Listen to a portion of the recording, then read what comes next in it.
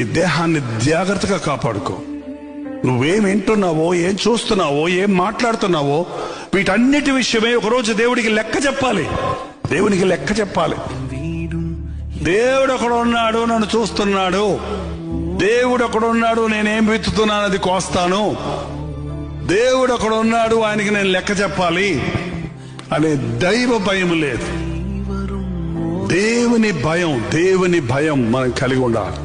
దేవుని భయం అంటే నన్ను దేవుడు ఎంత ప్రేమించాడు, నేను ఇది చేస్తే నా దేవుడు బాధపడతాడేమో అనే భయం. ఏం భయం?